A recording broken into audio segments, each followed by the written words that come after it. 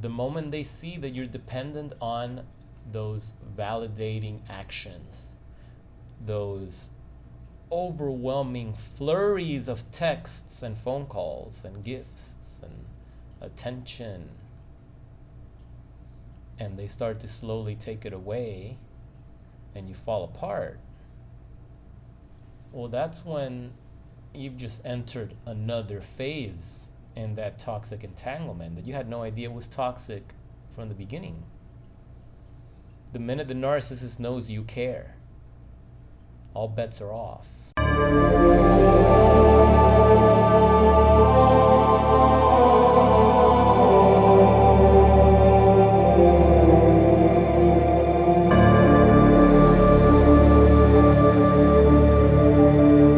Yo, what's going on, my friendly friends? Welcome back to Psychopath Exposure. My name is Kira. Today we're going to be talking about narcissists and why do narcissists treat you like utter garbage. That's right. Why do narcissists treat you like trash? I think it's pretty obvious. If you've been here long enough, you'll understand. It's in their nature to treat something good bad. It's in their nature to self-sabotage when things are going good. But we're going to dive a little deeper because I read some pretty interesting comments. And I'm going to go ahead and read them right now. Let's jump right in. So this one comes from MK. MK says, I still miss him. He cheats and leaves me each time when I find out. I feel pathetic for missing him. He always blocks me and goes around telling people that I'm crazy and he is scared of me. Acts like the victim. He has ruined my reputation and it's embarrassing. All this for being a loyal, loving girlfriend for almost 6 years. I hate myself for taking him back so many times. I've lost my dignity, and for what? I always wonder though, why he talks to all his exes and other girls when with me, but makes sure to block me and stays away from me after breaking up or if he's with someone else. They really do cheat from the beginning. Alright, MK, thanks for sharing that. I appreciate you being honest and transparent and vulnerable, leaving that comment. I'm going to respond to that, but I did want to read one of the responses. This one came from, see, I don't know, because YouTube's just showing your handle now instead of your name like in the past. So this one comes from 1 Million Nuts. That's hilarious. So 1 Million Nuts says, he treats you poorly because you care. Narcs don't like attachment. When you treat a narc like shit and don't care, you win because you take your power back. So raise your vibration, stop caring about low-level trash. Yep, there wasn't a single comma in that, but I figured it out. You're absolutely right. Narcissists don't like attachment. A lot of narcissists, a lot of toxic people that do these things in a relationship, a lot of them have abandonment issues. A lot of them. A lot of these narcissists that you're entangled with, the reason they're doing this stuff, something deep inside is broken. They're missing a chip up here too, in their brain. So they get this sense of, I gotta abandon whoever I get close to, or whoever gets close to me. I just can't get too close. Because a lot of these people, when they were younger, they were also abandoned by their mothers or their fathers. Most sociopaths grow up in foster care, foster homes. They didn't have parents. They didn't have a good upbringing. They were jumping from foster home to foster home, sleeping in a little shack, in a little mattress on the floor, in a tight little space like a cell. And they were being moved, and they had to survive as children. They had to cope with that. So they're all fucked up since they're young. So then as adults, they don't function right. They don't function right. And I know some of you feel bad for their upbringing. And yeah, there's, when you think back, it sucks. We all were dealt different cards, weren't we? But when you grow up and you treat people like shit and you break their heart and you fuck with their heads, then I really don't care what you went through. So you're not going to get any sympathy from me when you tell me a story like this. Because truthfully, they feel this sense that, hey, I don't want to feel the same pain I felt when dad left me and dad left us. I don't want to feel the same pain of that abandonment and being left all alone. They don't want to feel it. So they go out and they just plow right through relationships. They're just thirsting for some sort of blood, almost. And they leave you high and dry the moment you start showing genuine feelings of love. You start caring, genuine interest in building something and moving forward. They have to cut ties with you. Somehow they have to dissociate. Somehow they can't allow themselves to feel what maybe they felt when they were children, and it got ripped away from them and it totally damaged them. A lot of narcissists are made, not in a lab like other things, but they were made.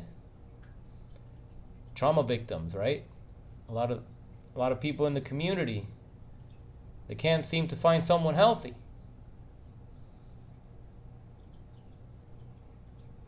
You've been through so much. You've been through so much betrayal. You've been through so much abandonment. It's kind of hard to trust people now, right? You're a little too hypervigilant now. You have trust issues, right? You got abandonment issues too, right? And you see how it manifests again, right? So it makes sense. Can you see it that way? Can you see it from that point of view? I try to look at things from opposing points of view sometimes to get a grander understanding of the force. One must be a student of all philosophies. Yeah, nice try, Palpatine. But seriously, it's just no coincidence that, at least in my experience and the experience of a lot of people that I've had the privilege of coaching, friends that through this work have gotten their answers. Same thing has happened to them, right? See, at the beginning, when you're unavailable, when you don't really want a relationship, when you're just casually dating or you're just taking your time, let's see where this goes. You're not in a hurry because you've been burned before. You're baby stepping. You're getting to know the person. You plan out nice dinners, nice dates. Little by little, testing the waters, moving things forward little by little, but not assuming that this is your future wife or your future husband right away. They don't deserve that title right away. You don't know. You haven't even been together for 6 months.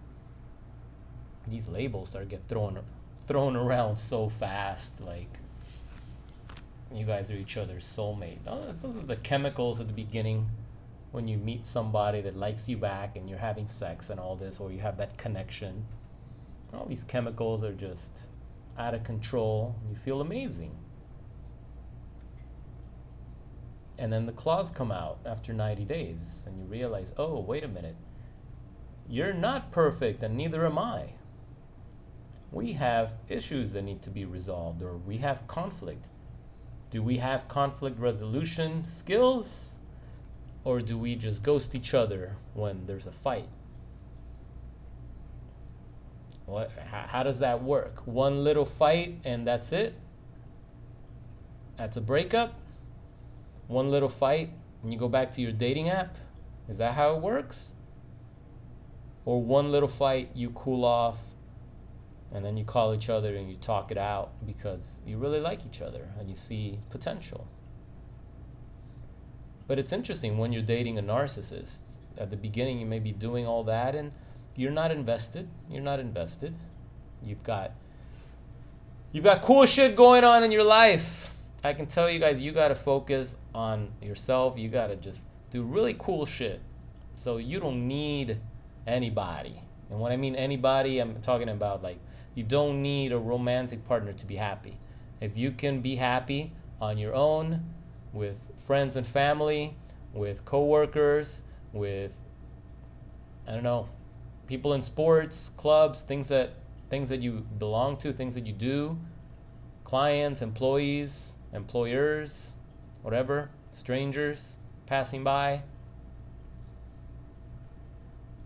Then when you finally meet someone, it's really cool because you're not overly invested in it. It's not a make or break type of thing.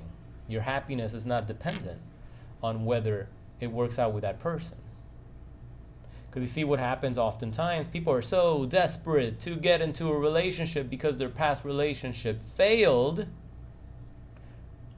that they themselves fail to see the red flags in the new person that they attracted. And they don't realize that like a magnet, they're attracting the same trash because they didn't take the time to heal the wounds from the previous trash that they should have taken out. So what happens is you're dating someone, you're not that invested, you're living in the moment, everything's cool. If we hang out, that's cool. If you got other plans this weekend, that's cool. I got stuff to do too.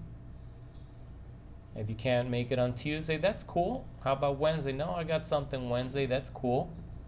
All right, let's make some time on Thursday. Yeah, that sounds good because you obviously you want to make time with the person you're dating. And it's cool. You see where it goes. But then the moment one person starts to show an overwhelming amount, and when I say one person, I'm talking about the non-narcissist in that relationship. When that person starts to show investment, when that person now starts to show that they really care, and they start to show their vulnerable side, and the narcissist picks up on that frequency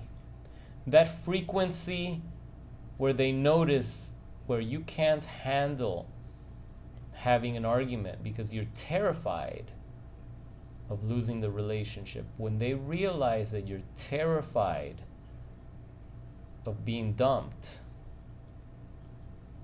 something clicks in their disordered little brain. And they're like, uh-oh, this person's getting attached. And even though when they're love bombing you, it seems that they're orchestrating that attachment by giving you all these things and making you feel a certain way. I don't believe people can make other people feel a certain way. It's really what you entertain in your thoughts, how you take in the information. You can't make someone feel unless you let them. People don't have that type of power unless you give it to them. But I digress. I need to make a separate video on that. But during the love bombing stage, there's so much attention. There's so much stimulation going on. And when things feel good, we tend to want more and to relish in those moments. So of course, it's easier to get attached to the narcissist during those moments of infatuation. But the moment they see that you're dependent on those validating actions, those overwhelming flurries of texts and phone calls and gifts and attention, and they start to slowly take it away, and you fall apart, well, that's when you've just entered another phase in that toxic entanglement that you had no idea was toxic from the beginning. The minute the narcissist knows you care, all bets are off. The minute they know that they have the power to break you, There's no going back. So as MK was saying, she still misses him despite him cheating on her all the time, over and over. She still misses him, and he knows that. He knows that no matter what he does, she still has love for him. He knows that she doesn't have the power to put her foot down and say, hey, you know what? I come first. This is over. Go fuck yourself. Don't contact me again. He knows that, so he continues to do that. And on top of that, the abuse of creating smear campaigns and telling everybody that you're crazy.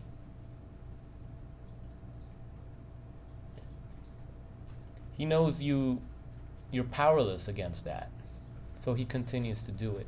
If you didn't give a fuck, if the smear campaign didn't work because you really don't care what he says, what he publishes, it's kind of like they're shooting whatever poisonous bullets at you, and they don't pierce your skin, they bounce right off. But he knows all of this bothers her. Narcissists know this. They pick up on that. They pick up on those frequencies. So A, they can't get attached. In the minute you're getting too close, it's like, nope, gotta destroy it. Gotta destroy it. Now, it makes no sense, does it? It makes no sense why somebody would do that when things are going really well. Why would you do something like that? Those things don't make sense. And that's what drives the victims crazy. Victims of narcissistic abuse tend to lose their mind too. Because when everything makes sense, but then one little piece doesn't, throws the whole thing off. You experience a cognitive dissonance because everything looks right. It smells right. They did this, okay. This checks off. That's good. Okay, all systems go here. That looks good, all right. Yeah, okay, this good. But then this little light here, why is this light on? This light shouldn't be on if all these things check. This little light should not be on. Okay, but that makes no sense. Maybe there's something wrong with the wiring. Maybe that's what happened. There's something wrong with the wiring, and that's why that light is just lit up, and it's just a wiring issue. So you overlook it. And I'm here to tell you, yeah, that's right. It's a wiring issue. You have been rewired. Your brain has been rewired. You have been brainwashed, and you don't even realize it. That's exactly. These red flags, these sirens are popping off. Something's uncanny about the situation. And yet, you look away because you have been rewired. And under any other circumstance in the past, you wouldn't have stood for this shit. But now you do. I've worked with so many survivors of narcissistic abuse. And that across the board, male or female, but most of the men tell me, like, Kira, I've been with so many women. I've broken up, gotten back together, had multiple relationships, everything's cool. What is it about this person? Why has my entire life fallen apart? Why can't I move forward? Why can't I eat or sleep? Why do I have constant anxiety and panic? What the hell is going on? What's different? This doesn't make sense. It's because you're dealing with somebody. A cluster B anti-personality disorder fuck. That's the difference. In any other circumstance, you would not have stood for this. But then came along this one, and everything looked okay. It looked like just another relationship that didn't work or that expired. And yet, it's got you fucked up.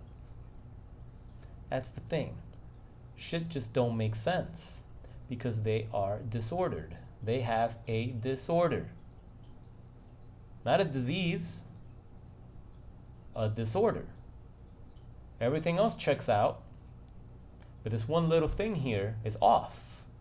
That one little thing that's off will drive you crazy for years if you don't work on it.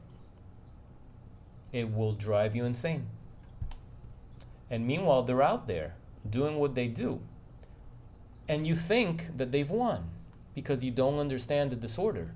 You don't understand that these narcissists, they are always in hell. They are always in survival mode. They're not at peace. Just because they put a nice picture on Instagram, like if they have everything put together and their whole house is nice and neat and organized. No. They're putting pictures with the new supply and they're happy and it looks like they're getting married already. They've only known each other for 6 months and you think they got it all put together. You think they're happy and they're at peace. You don't know shit if you believe that. These people are always in hell. There's a chip missing. There's a fragment missing. There's something missing from their brain. There's something off. And the fact that there's something off, it does not let them operate 100% like a regular human being. And that thing is what drives us nuts. That's what drives us crazy. When you understand beyond a reasonable doubt that that's it, that's the reason you feel this way, that's the reason they do this shit, and it's like, okay, there was nothing I could have done to change the outcome anyway. No matter how good I could have been, no matter how good I would have been, wouldn't have made a difference. The moment they realized that I cared, the moment I realized that I was afraid to lose them, the moment they realized that we couldn't live without them, that's when everything just fell into place and they had to fulfill their cursed destructive pattern. That was it. That was the trigger. And that's why they will keep doing this shit until you do something different. And what I mean by that, I mean doing something different as far as terminating the relationship. Not doing something different in hopes that they take you back or they stop cheating on you or something changes in your favor as far as the relationship goes. That's been done and done. That's beyond repair. That's doomed. But you got to do something different. For you, as far as exiting, as far as stop the obsessive rumination, looking back and overthinking and trying to figure out this puzzle. There's a piece of that jigsaw puzzle that's missing. So you can't finish it. So it's going to sit there with a missing piece. And that missing piece is going to be in the most noticeable spot of the entirety. So every time you look at it, you're going to notice something's off. Something's off. It's not like the piece is missing in the corner and, okay, it doesn't bother me. No, it's going to be right there where you always see it. It's always going to bother you. It's always going to bother you. There will be texting, the new supply, right next to you in bed. And you will be too scared to check their phone or to ask them or to lean over because you're afraid of what you're going to see. And what are you doing, babe? Oh, I'm just filling out my insurance. I'm just filling out my whatever for school, my financial aid for school. Bullshit. Look at the phrase, they're stressed the fuck out. They're texting the other person, coming up with an excuse as to why they haven't answered their phone. And they're terrified that you might catch them. But at the same time, the thrill of being caught is what drives them. That's why they do it. Don't you see? A normal person that wanted to have an affair would not do it in plain sight. If they actually loved and cared about you and maybe they need to step out on the marriage because you're not giving it to them anymore. I'm not saying that's the answer, but not everybody that cheats is a psychopath narcissist, let me tell you. They're going to do it and they're not going to get caught. But it's interesting how everybody that has been dating a narcissist and has been cheated on, and they come to these communities, all of you caught them, and for the most part, they wanted you to catch them, and you talk about it, and you leave the comments. You see the difference? So when you're dealing with people like this, you got to understand, this is never going to work. Don't you see? You can't make something like this work. It's trying to fit a square peg into a circle. It's impossible. It cannot. It doesn't fit. Let it go. So yeah. So thanks 1 million nuts for the hard truth. But I would have said the same thing, and I probably already did. They treat you like shit because you care. You're attached. When you don't give a fuck, the narcissist really can't hurt you. Because you don't give a fuck. They're not even going to be inclined to try. They're not going to be inclined to try. It doesn't make sense in their programming either. What thrill are they going to get? You're trying to hurt someone that's not hurtable. Imagine that. Imagine, again, starting a smear campaign, someone that don't give a fuck what you're saying. Sometimes bad press is good press. Talk all the shit you want. Talk all the shit you want. I don't give a fuck.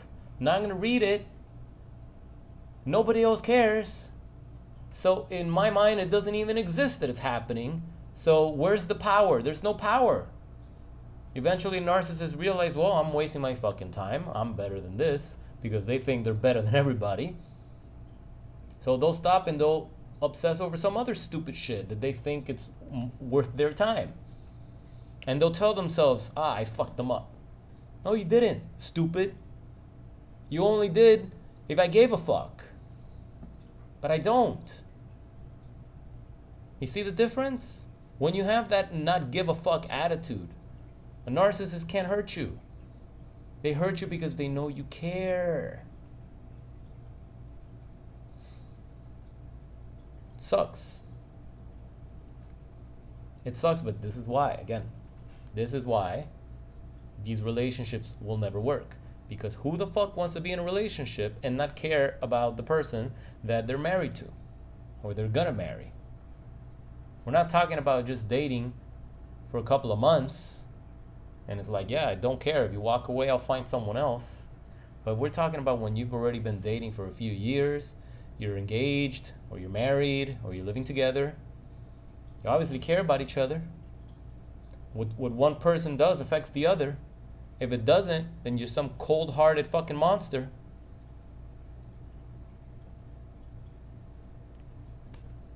And you're probably dealing with a cold-hearted monster. Narcissists or not, how's that working out for you? So, didn't realize I had ranted for this long. Surprised some of you are still watching, but thanks for watching. Remember, I have a private coaching program, so if you still care about your narcissist, you may want to schedule a few sessions with me because we got to fix that. We got to fix that.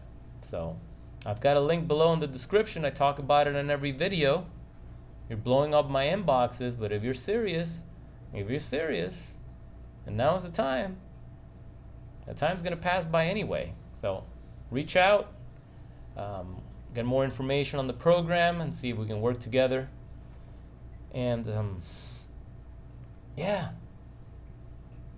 Try not to care so much about the person that has cheated on you time and time again. Really, you have to stop caring about this person because this person obviously does not care about you. Alright? Hope you guys are having an amazing night or day. And I will see you in the next video. My name is Kira. This is Psychopath Exposure. As always, be good, and I'll see you next time. Peace.